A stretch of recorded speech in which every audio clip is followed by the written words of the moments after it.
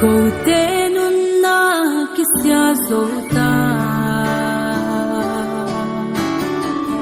kagam sung u kisya zota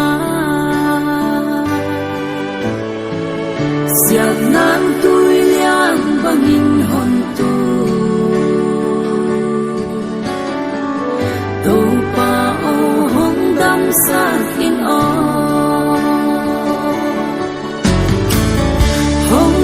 sakin kadam dinu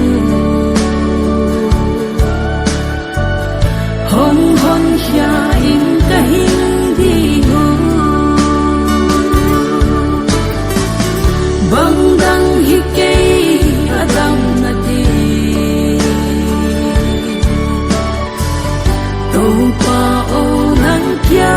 nahi zo kahute u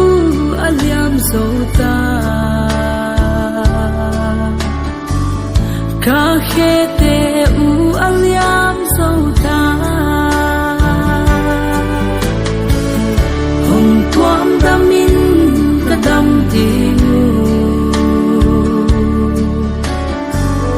hong longin nadam nan putin sakin kadam dinu hong hon hya in kahing dinu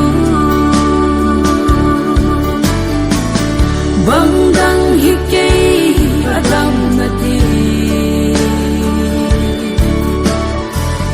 to pa o nang kya nahi zo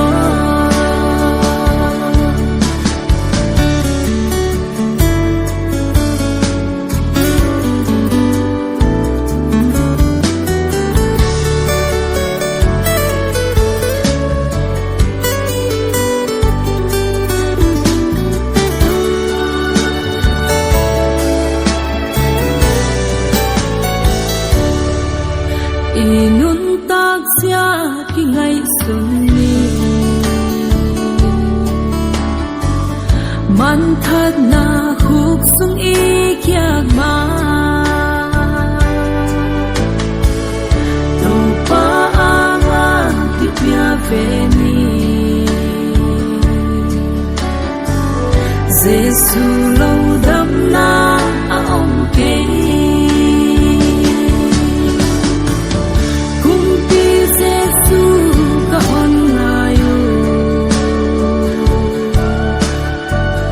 lem na kung pin hong ding in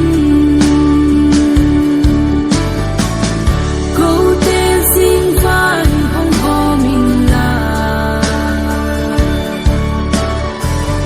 đam na kong ni hong swak sat o